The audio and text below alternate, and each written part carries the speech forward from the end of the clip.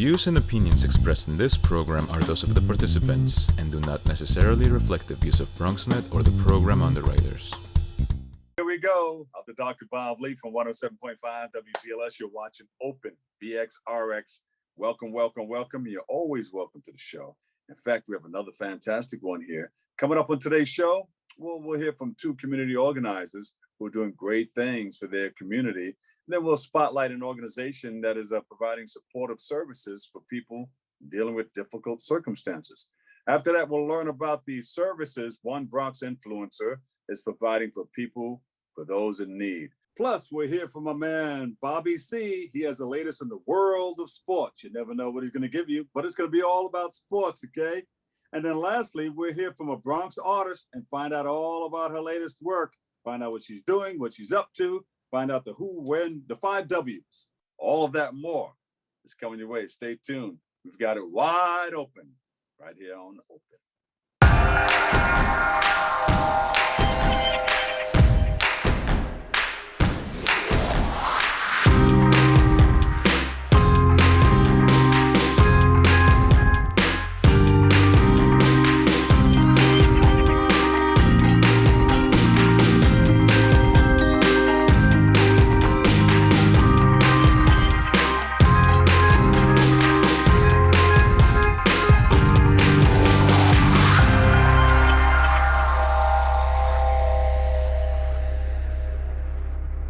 Everybody, I'm your host, Dr. Bob, and you're watching Open. It's that live interactive program that brings the Bronx straight to your TV set. We bring it to your community just the way you like it. You can stay connected to us through social media at BronxNet TV. Now, leading things off, our first guests are co-founders of Together We Can Feed Communities.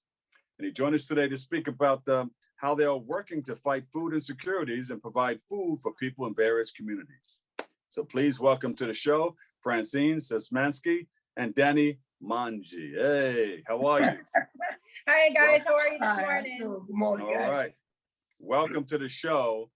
Now I know you've been doing a lot of great work in our community through feeding people, but first of all, tell us about a little bit about the organization. So basically we started this a few months ago. I literally just saw something on a Riverdale page about a community fridge. And I've always been very big on giving back to the community. And I was like, how can I get other people involved to help other people out there? And I just said, I'm going to start this Amazon wish list. And honestly, that's what I did. I put it out there for the community. I honestly thought I was only going to get maybe like 2 weeks worth of donations. And then from there, it kind of just grew. It just took off and the donations kept coming and we just kept growing.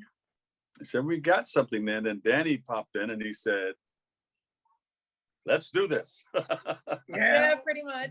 I was volunteering for other charities during the peak of the pandemic when these fridges weren't in existence yet. And we were delivering food to the people that needed it.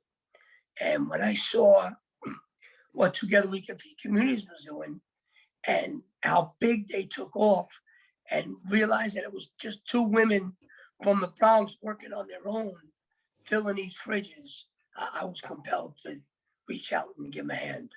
Wow, yeah. And then tell us also about the first transitional residents in the country for activity of daily living dependence for the homeless population. Well, at these fridges, there's so many of them popping up now. We fill about at least 3 fridges daily, sometimes twice a day.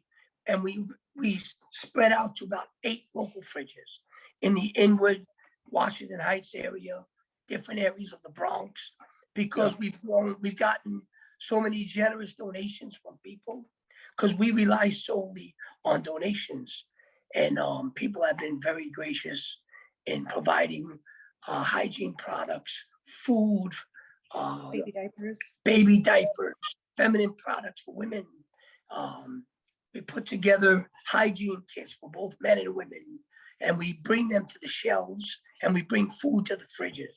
And a lot of times, many of the homeless know that we come usually around the same time each day, and they're waiting there for us. Yeah. Yeah, yeah. We get generous donations from some big organizations, and just as soon as we fill the fridges, in 15 minutes they're empty. The Yeah. people literally start lining up with their bags ready, you know, and it's heart-wrenching actually to see how many people are in need of food. And you started this before the pandemic, right? It's probably No, we more started than this during the pandemic. during the pandemic. Oh, Yeah. okay, yes. Well, October, right? In a lot October. of hungry people out there that need a lot of different things, and God bless you guys for Thank you. providing that. For getting together, because there's so many people in need, and we need Absolutely. people like you. Thank you. Yeah, we in certain cases, some elderly will reach out to us that can't get to a fridge, or when they travel 45 minutes to the nearest fridge, there's nothing in it. So we make exceptions if they reach out to us, and I'll personally deliver, or Francine will personally deliver the food or whatever they need to them. You know, a lot of times we'll go in our own pocket to help them. But donations have been very generous lately, and we're very grateful that we can continue on with this mission. That's great. And we even make, I think we try to make at least 200 homemade sandwiches a week, and we give them out to different fridges. We have high school students involved now, making sandwiches and going out with their own money and buying milk for these fridges. So it's starting to become pretty big. It's really inspiring. It really is. To touch You're doing the work of the Lord, feeding people. Yes, I hear that a lot. That's who I do it for. That's why we do it. Yeah. Well, may God continue to bless you guys and put a hedge of protection around you. Thank you. And bless you for all the work that you're doing. You got a lot of people, you want to give them a shout out, a lot of people helping you out to help you. Oh boy, we have a list. We have Tiffany at the NYC Love Kitchen. We have City Harvest. We thank you guys so much. The Ridge Alliance Church in Yonkers, our community members who have continued to support us through this and give generously to others. Building Trade Working. Building Trades for Workers Democracy. They have a group of construction workers who are gonna, might as well tell them. Yeah, we might as well tell you guys. So we're keep it going. So Danny and I are actually working on a community fridge for the Marble Hill section of the Bronx. All right. We're so happy. Yes, right. It's exciting. So Wait. Breaking news. Breaking news. Tell us about it. So it was a few weeks back, Danny calls me up. He's like, hey, Francine, have you thought about doing your own fridge? And I was like, well, yeah. And I was like, what are you trying to tell me, Danny? You want to partner up? And he was like, absolutely, let's get this done. So we were like, all right, this is what we're doing. We had a very lovely older lady and her husband who were Diane, I think. Her name was Diane. She lived in the Idwin section of the Bronx. And big shout out to Diane. Diane, thank you. She donated her refrigerator. So we have that, which is, I mean, when you do these fridges, you have to have a refrigerator. Yeah. And they have to have a shed built around them. And my fellow brother and sister construction workers from Building Trades for Workers Democracy are going to build that shed for us. They're going to help us maintain it. So, and it's in an area that doesn't have a fridge, and it's an unserved community. So they definitely could use one there. That's fantastic. Where can we go to get more information, or maybe people want to volunteer? Can they go there and find out more and say, hey, absolutely. We want to volunteer, so, and we want to give you money. We want to give you money. So we do have a GoFundMe, and we do have Facebook. Our Facebook name is Together We Can Feed Communities. We have an IG page. We have a website that's called togetherwecанfeedcommunities.wink, W-I-X site.com. On that site alone, you can volunteer if you want to pick up and do drop-offs for donations to any of the fridges. They can donate on our Amazon wish list that comes directly to us, any donations, and also our GoFundMe is on there. What's the GoFundMe say? What's the name on the GoFundMe? Together We Can Feed Communities. Got it. Okay. I would love to see you guys see what she has in her hallway that we have to go put in the fridges. Well, take the camera over there. Let's go see. Right, No. because We'll come people there have with the just cameras. been We'll so check it out another time, okay? Yeah. But I we can definitely imagine. we definitely could use some volunteers with cars, because now it's grown so big that it's a little overwhelming for 2 people Yeah, or 3 people to make these deliveries every day. yeah. So, That's- so there's a volunteer form on the website. You know, Give the people- website one more time. It's Together We Can Feed Communities at winksite.com. There you go. Thank you guys so much, Francine and Danny. Monge. Mind you, And And that was by accident, right? I mean, your name Yeah, fits it was right just- into what you're doing. Monge. And before we Thank you. go, we just want to give a big, huge shout out to Sarah Bender, because without her, we could not make this happen. Yeah. She does the networking, the social media. You know, we love you, Sarah. Thank you. Together we can what? Feed communities. Together we can feed communities. Danny, Francine, we thank you so much. We love you. Thank you for your service. And you're always welcome to come back and share more. All right. Thank you. Well, you're welcome. We'll take a break right here. More open on the way next.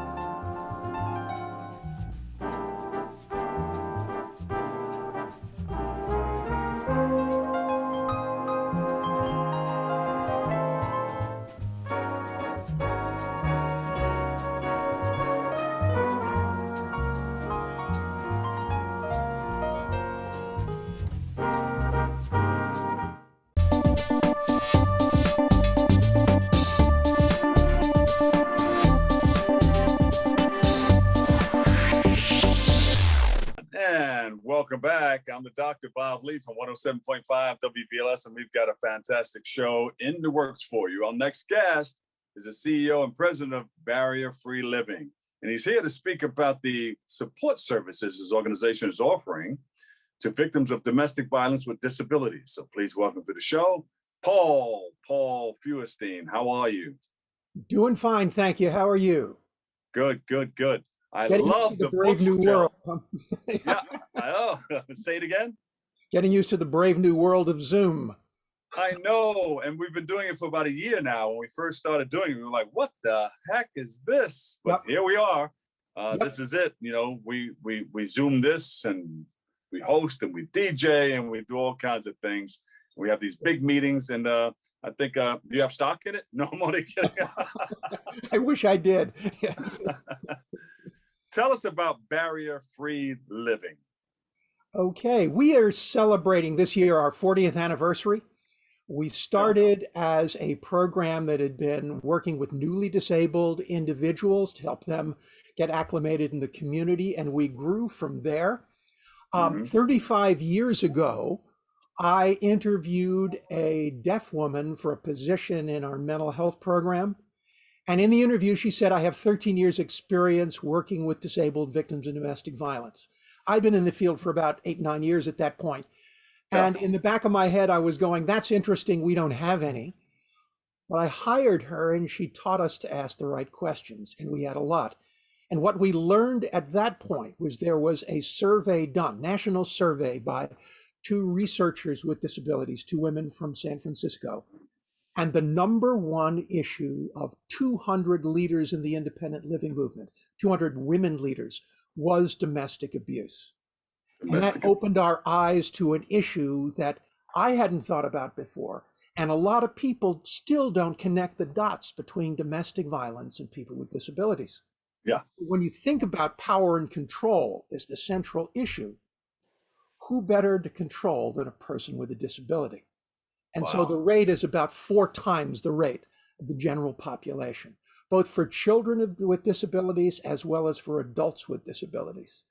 And we have grown to become the largest intervention program in the country, starting with a small group of people working in a mental health program.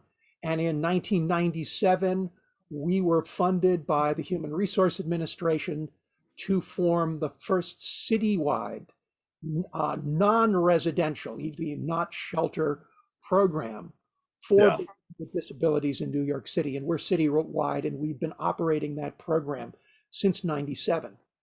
What we discovered was that there was need for shelter for many of the people we worked with, and most of the shelters were inaccessible. So in 2006, we opened Freedom House for people with disabilities, which is the first totally accessible shelter in the United States. And we've worked with people from 40 states, from Puerto Rico, from Jamaica. We had 3 Paralympians from Ghana that lived with us for a year when they came to the United States on a goodwill tour and sought sanctuary from the police department.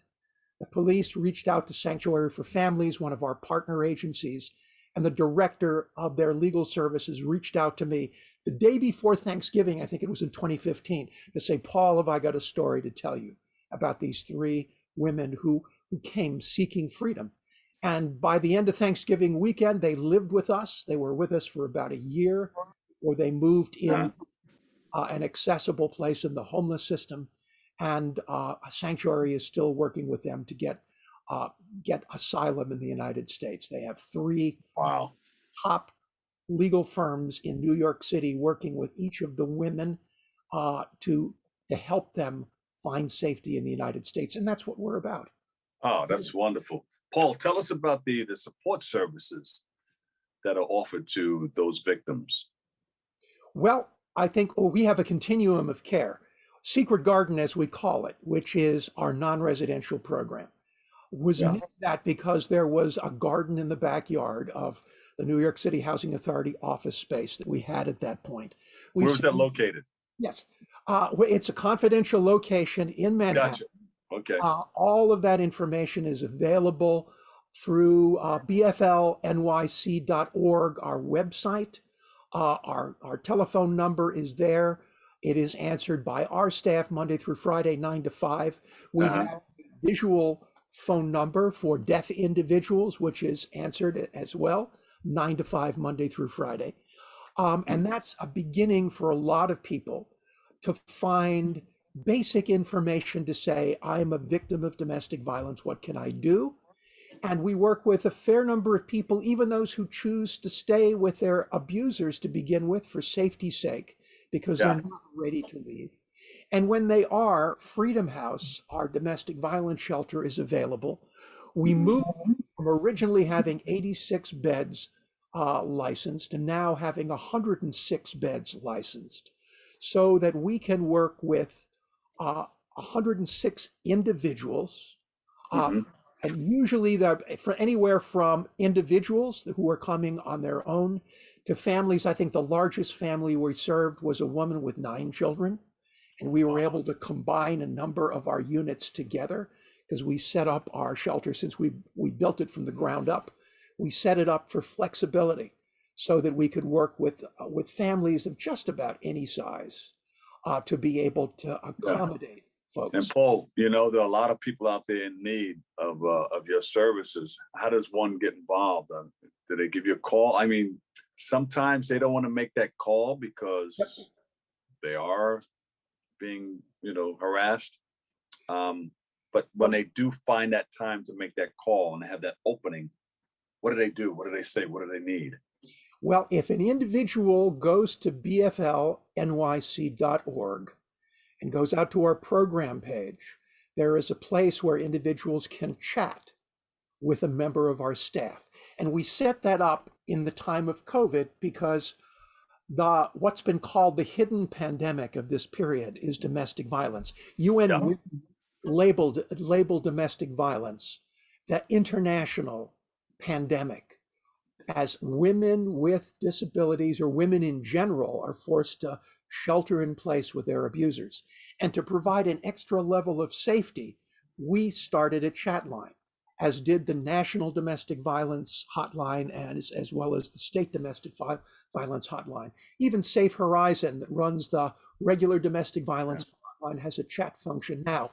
And we have a button there that says escape, and that will erase any evidence. If an abuser comes in the room, they can push that button and the abuser will not know, either from looking at the history of that individual or anything like that, that they were ever in touch with us. And we do all of that for safety's sake. And then individuals can reach out to us by phone as well. All of that's available. The video phone line is available there as well.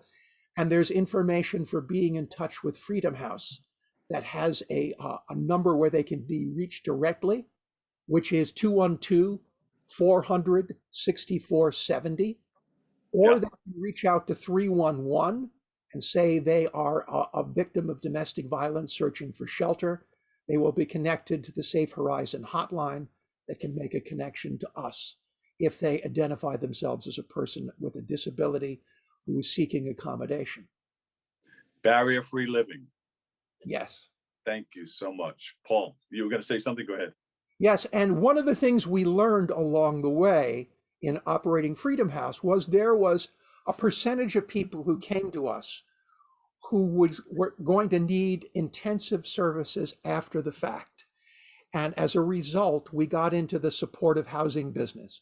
We have 120 units of supportive housing in the South Bronx, 50 for families, 70 for singles. For the most part, individuals. All of our family units are for people with disabling medical conditions as a head of household. Wow. Are survivors of domestic violence. Paul, thank you so much for all that you're doing in our community. Give us that website one more time. www.bflnyc.org, like Barrier Free Living New York City acronym, bflnyc.org. Paul Feuerstein, thank you so much. President, CEO, Barrier Free Living. Paul, thank you for having me, Bob. You're always welcome to, and come back and share more, okay? Be happy to. Thanks. All right. We'll take a break right here. We got more coming up on Open. Stay right there.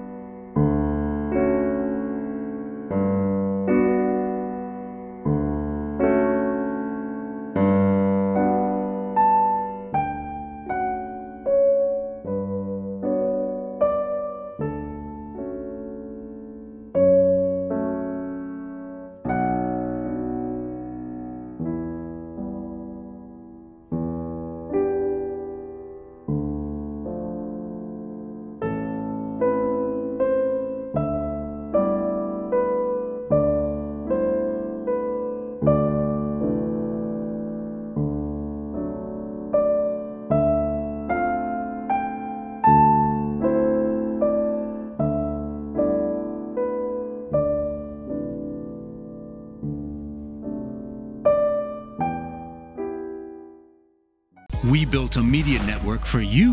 BronxNet TV. Come learn in your new state-of-the-art studios at Lehman College. At Mercy College. And coming soon to the South Bronx in the Hub. Inspire with your stories, culture, history. Your Bronx on BronxNet. Engage with us. Connect with us at your channels and at bronxnet.tv.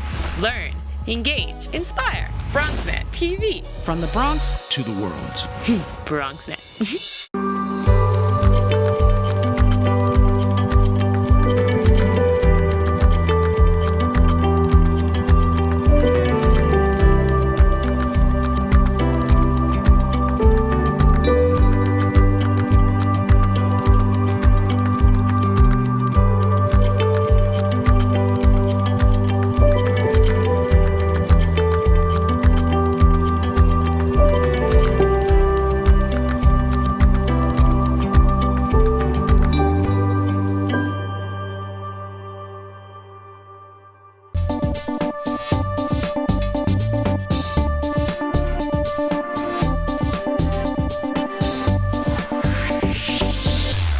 Welcome back. I'm the Dr. Bob Lee from 107.5 WBLS. And our next guest is the founder of Zaenah's Blanket Foundation.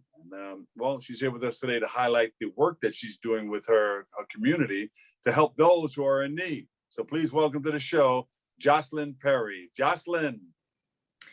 Hello. Thank you so much. Thank you for having me, Dr. Bob Lee. I appreciate it. And thank you for shining a light on Zaenah's Blanket Foundation.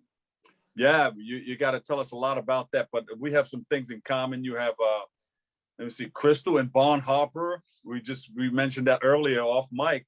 And Crystal was a WBLS Sure Shot cheerleader. And of course, Vaughn Harper, the Quiet Storm man for many years on WBLS. So we do have something in common. Woo. Yes, we do. Yeah. And I hope you feel nice and comfortable about some of the things that you're doing to help others get what they need out of life. Let's talk about it. Yes. So Zaenah's Blanket Foundation is my baby. It started, really, it was a happy accident. In my family, what happens is even if you're no longer with us, we still celebrate your birthday. So 2009, Zaenah would have been 16 years old. Yeah. She was no longer with us. So we were trying to figure out like what to do. Like, what are we going to do this year? I was like, it would have been a very momentous occasion. It would have been her sweet 16. So we have something that is like really big. But we couldn't figure it out. We were just trying to brainstorm. But the subsequent memory of my hospital stay kept playing over and over in my mind, like throughout the month. So what I decided to do is I told my family, I said, what we're going to do is give a baby blanket to every baby born on Zaenah's birthday, which is December 3rd at Roosevelt Hospital, because that's the hospital she was born at. This stems from your hospital stay? So the hospital asked every patient, every mom delivering that had a private room, if they were able or willing to share their room with someone else, because they ran out of space in the hospital. There were no more labor and delivery rooms. They were all full. Wow. Right. So the postpartum rooms were filled up. And I was fortunate enough to have a private room. So I told the nurse, I have a private room for a reason. I have a really huge family. So if the social person, then by all means, they can come in. The young lady that shared the room with me didn't have any visitors really, except for, I think, the child's father. So we kind of like opened up the curtain and invited her into our family because we're very inclusive.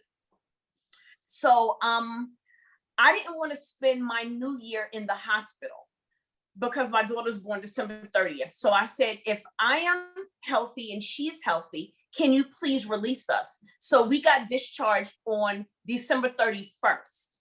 Yeah. The young lady was still going to be there, but she didn't have anybody there, no one to come visit her, like I said. And she didn't have anything to take her baby home in, so she couldn't leave until someone got there. So my family had brought so many things to the hospital for me, and I didn't know what I was having. So I had a lot of yellow and green, neutral colors. Yeah. So the young lady had a boy, I had a girl. So what we did was pack up all of the neutral colors and give it to her so she could have something to bring her baby home in. And that memory just kept playing over and over in my head. So I got together with my family. I said, let's collect blankets. Everybody went out and purchased blankets, 16 receiving blankets, 16 outer blankets. So people would have something to take their babies home in. And it was supposed to be for one day, December 30th, 2009. We were just doing it that one day. And but it snowballed. The hospital kept calling me. I didn't have anything, but then people kept giving me stuff, and it snowballed into what it is today. And we don't give out just blankets now. We still give out blankets. We give out clothing. We give out storybooks. We give out baby essentials, all baby essentials, cribs, strollers, pack and plays, food, baby food, bottles, nipples, almost anything that you need for a baby, except for super large furniture. We're totally donation driven, and I only take cribs when I have an immediate need for it, because I have 2.5 storage rooms and my apartment full of things. So there's not a whole lot that I can. And the back of my car is filled up too. Wow, you have a supply chest. And hospitals call you from all over, or just that one hospital? Well, it started at Roosevelt, and Roosevelt was the one that was calling me first. And then I had branched out to other hospitals that I had some personal affiliation with, like where my siblings were born or my godchildren were born or anything like that. So I do Mount Sinai up until COVID happened. Once a year or twice a year, I would go to Mount Sinai. I would go to Lincoln Hospital. I would go to St. Luke's, which is now a part of Mount Sinai, and St. Luke's, Roosevelt, Mount Sinai, and then Roosevelt. Right now, I still go to Harlem. I still go to Lincoln, and I still go to Roosevelt. I don't go to St. Luke's so much anymore because their labor and deliveries happen downtown at Roosevelt. So I just go to Roosevelt. But Joshlyn, you're a gem. Thank you. And then you add some other services too. You have the child CPR. So we offer infant child CPR courses for free, because unfortunately my child succumbed to CPR being administered incorrectly. So 3 of her ribs cracked, 1 punctured her heart, and that's how we lost her. The person that did the Heimlich maneuver choking. Thank you. And the person that did the Heimlich maneuver was trained in the Army. So I find it to be extremely, extremely necessary to teach children, older children who babysit, any caregiver, parents, grandparents, like I said, any caregiver. I find it extremely necessary to provide them with infant child CPR so no other family has to face such a tragedy. Wow. And God has blessed you. I mean, that's she's with you every step of the way, you know. I mean, thank you. This is part of her legacy. She would be 16. Well, she would be 16 in 2006. In 2009. She would be 27. 2009. Yeah, she would be 27 right now, going on 28 at the end of Yes. And we also offer doula services and lactation counseling. And whenever God blesses me with full funding, we'll also have parenting classes. Well, God can do that. God's an amazing God. You know what? I'll give you 15 seconds to ask God for what you need. Ask the people. You have the microphone right now. 1, 2, 3, bam. Zaenah's Blanket Foundation can use $500,000 in order to be fully funded to run all of the programs that they need. Infant child CPR classes, grief counseling, parenting classes, doula services that can be funded, and all of the staffing that needs to happen, in addition to our annual holiday giveaway that we do during the Christmas time. Okay, what is the website and social media platforms? So the website is zaenahsblanket.org. That's ZAENAHS blanket.org. Facebook is Zaenah's Blanket Foundation, and Instagram is Zaenah's Blanket Foundation, Inc. Wow. Zaenah's Blanket Foundation. We've got you covered. Thank you so much, Dr. Bobley, and everyone involved. I appreciate you all. Hey, Crystal. Joshlyn Perry, founder of Zaenah's Blanket Foundation. We love you. We love you. Thank you for your service and continue doing what you're doing. And anybody that needs to help you, may God continue to make that happen for you. Thank you. Favor. Yes, thank you. I receive it. Okay. All right, we're going to take a break right here. Bobby C is up next. He has the latest in the world of sports coming up on Open.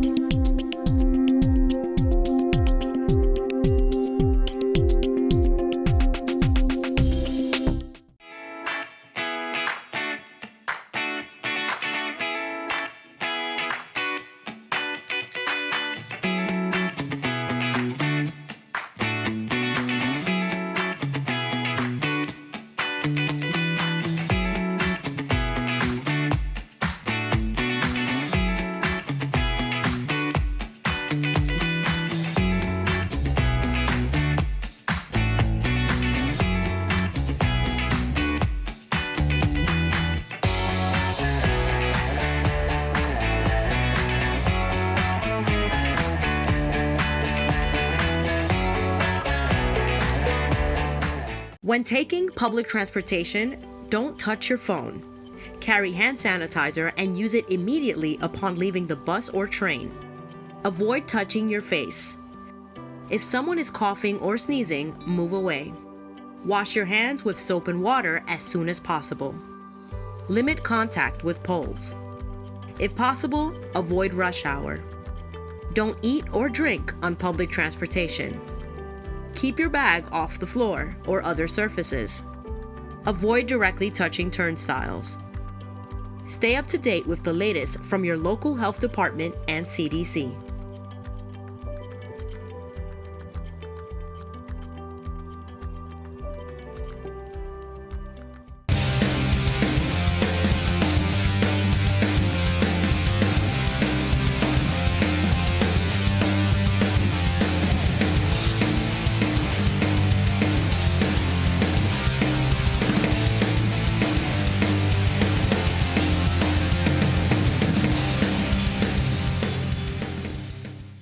Patriot League Defensive Player of the Year has a very nice ring to it. We welcome in Fordham's Ryan Greenhagen to talk about his latest honor.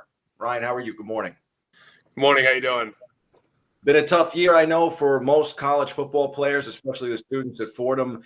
But congrats on not only playing college football, but actually winning this very prestigious award. Oh, thank you very much.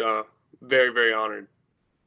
Only the second time in Fordham history that the program actually sees both the Defensive Player of the Year and the Offensive Player of the Year. Your quarterback and friend, Tim DeMorat, takes home that honor. What has it been like to have this really special season when you consider that it's been such a difficult year? Yeah, absolutely. I think that the last year has been hard on everybody. That's not limited to the sports world. But, for guys that are guys and girls that are athletes, it's tough when such a big part of your life is kind of taken away. So it was a blessing, and I got to thank, the Patriot League, the university themselves, all the supporting staff, facilities management, equipment, training staff, our coaching staff, and my teammates, because it wasn't easy. There's a lot of things that have to go right in order to be able to play a football game and play a season. So it truly was just a blessing to be able to play, and as I kind of said earlier, to play with some of the guys that aren't coming back next year. At least they got to play 3 games, and I was fortunate enough to be able to play with them. So Ryan, you're a junior linebacker out of New Jersey. You played at Pope John the 23rd High School. What made you decide to come to Fordham, and what is next for you next season? Yeah, it's a good story. I was not highly recruited out of high school, and I actually appreciate that, and I'm very blessed because of it, because I think it gave me a little chip on my shoulder, and I was given the opportunity to come to Fordham. I was a late sign in the second signing day, and it was just it felt like it was meant to be. As soon as I stepped on campus, it felt like it was home, and I could truly say it's been the best decision of my life, and it really is. It's changed everything for me. And obviously, what I was looking for was an academic and athletic component, and I'm in the business school here at Fordham, and it had everything that I was looking for: Division I football and a great academic education. So I'm very, very fortunate to be in the situation I'm in. This year, of course, with the pandemic, football season in the spring, did you ever think that you'd be playing college football, even a 3-game abbreviated season in the spring? No. So usually we're in spring ball. So it's only, you play against your own guys. You're just, it's practice and a spring game where it's just offense versus defense. But no, this was something brand new, and it was a lot of fun. It's kind of the best spring ball you can get, really, being able to play outside competition. And it was a lot of fun. It's weird because usually when you're playing in the fall, the weather gets colder as you're going along. And, when we started camp, it was, end of February, early March, and it was getting warmer. So it was a little bit of an opposite kind of situation, but it was a lot of fun. And, just to be able to play football, it's a great thing. Absolutely. Numbers for you this year, really awesome. 22 tackles. You led the Patriot League in total tackles, and first among active FCS players with 1.37 tackles for loss per game through 26 career games. I know your dream is to play in the NFL. Do you think that you are any closer to realizing that dream after an incredible junior year? I hope so. That like you said, that is my goal. But at the end of the day, what I'm most focused on always is, winning as a team, number one. And we went 2-1 this year, so we still have some work to do. But yeah, that absolutely is my goal. It's a dream of mine, and I'm hoping that does come to a realization in the future. But as long as I'm doing the best I can, and I'm putting in the work, that's when I'm most satisfied with myself. The accolades and the stats, it's all great and everything, but you when you know in your heart that you put everything that you had into something, that's when the real satisfaction comes. So Defensive Player of the Year, you're also a finalist for the Buck Buchanan Award, which is the FCS Defensive Player of the Year. What would winning that award mean to you? That'd be an absolute honor, and I know it'd make my parents happy, and that it would obviously make me happy as well. It's a very prestigious award. It's a lot of great players have won it, and national recognition is a very, very nice thing. There's a lot of great players that are nominees, but I'm hopeful. But like I said, it's kind of out of my hands now, and back to preparing for next season, because that's next on the docket. I don't know if the people at home can see this, but I'm pretty sure they can. You're 6'1", 235 pounds, extremely dedicated to your workout routines, but this is also translated to your success in the classroom. So, you're all academic, All Patriot League. For youngsters here in the Bronx, what would be your advice on how to be as successful in keeping those rituals both on the field and in the classroom? I mean, you know, the old saying, you know, how you do the little things is how you do everything. And if you put in the same effort and the same amount of work in as you do your athletics, and you do the same thing for your academics, I promise you that you're going to do well. You know, everybody has their weaknesses and strengths. So, you know, what I always like to do is find those weaknesses, and that you have to attack those, and, you know, make them your strengths. And, you know, it takes some time, it takes effort, but, you know, that's what life's all about. You know, attacking things and improving, and just, you know, if you're not great at math, you got to do a lot of math. You have to do more problems. You have to read. You have to see how different ways of things going about things can be done. And, you know, there's always new things to learn, and that's especially what I've learned in college. You know, a lot of different subjects that you might not have touched on in high school, but it's an opportunity to learn something new. So yeah, as long as you're putting everything you have into something, you're gonna like the results eventually. Wonderful advice, Ryan. Definitely. So we're going to play a little speed round here with you. Your favorite Bronx restaurant near Fordham's Rose Hill campus, and why? Enzo's. Okay. I'm a huge Enzo's guy. The chicken parm's absolutely delicious. So I like Italian food a little too much. So. All right. Something about you that fans don't know but should. I'm a pretty avid fisherman. I like fishing a lot. Yeah, I would say that. Favorite NFL football team? I'm a Giants fan. I'm assuming that would love to be drafted by the Giants if that opportunity comes up. Oh, if that opportunity arises, absolutely. Like you said earlier, I'm from New Jersey, so grew up in the area. But yeah, I'm a huge Giants fan, and hoping for the best for the future. What would be, or which NFL player, I should say, do you think your game is most like? I loved watching Luke Kuechly play. You know, obviously he's retired now, but the instinct he had when he was playing the game, and, you know, the study he did of film, and just the being able to know what was coming before it happened, it was something really special. So I don't know if my game is like that, but it's what I try to model it after. He's a very good role model to go off of. Defining Fordham football moment to date, Ryan. When we played Richmond back in 2019, our last, you know, whatever it may have been, 11, 12 game season, that was our first home win of that season, and that was really, really special. I believe it was some sort of an event. It was homecoming, or it was a family weekend, but the stands were packed. Everybody got loud. It was a close game. Actually came down to the last play. One of our corners made a fantastic play at the end there, and it was an all-around team effort. I mean, it was beautiful to see everything start to come together, and I think we've been building the program up for the entire time that I've been here. So it was great to see a lot of the hard work pay off in that game, and it was a really special experience. Congrats on a fine season, Ryan. We really appreciate you taking time with us this morning. In every aspect of your life, you do someone like the late, great Vince Lombardi proud. Wishing you nothing but success at the next level. Oh, I really appreciate it. Thank you for having me.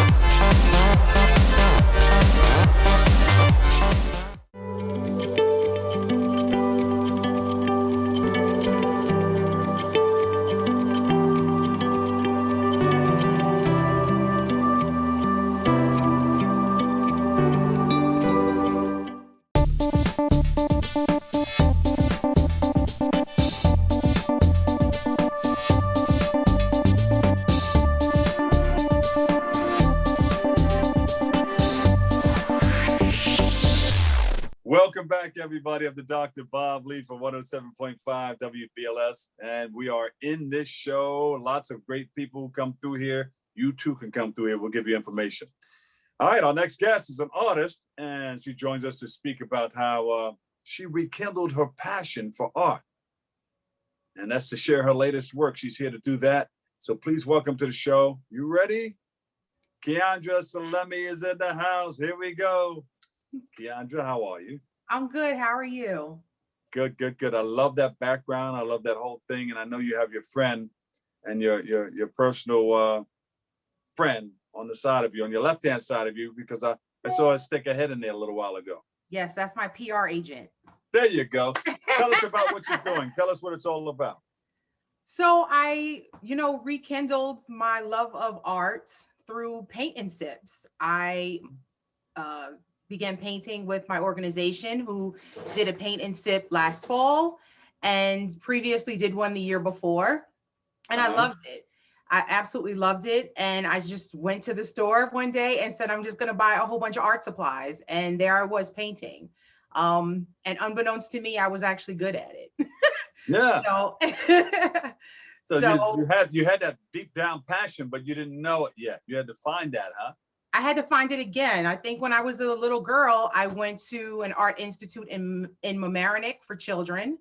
Yeah. And I painted in kindergarten and, middle school. And here I am again doing it years later. That's beautiful. So I know you're with a number of different organizations. You're with the Ski Wee group. Don't tell them I said that, okay?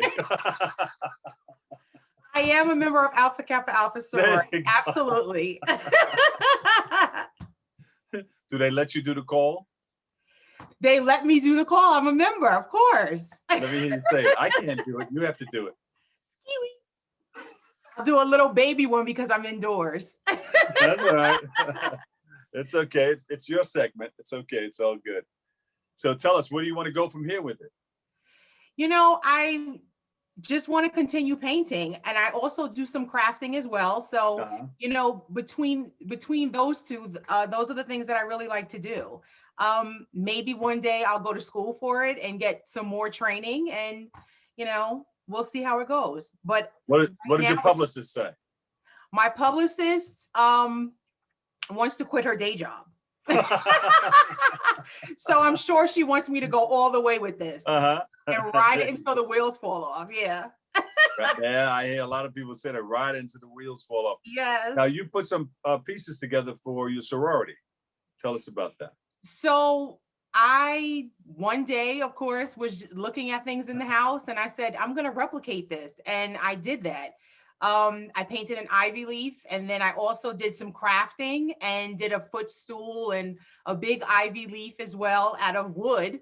And then I have a lot of friends who are members of Delta Sigma Theta Sorority Incorporated, and they saw some elephants that I had posted on my Facebook page, and they went crazy.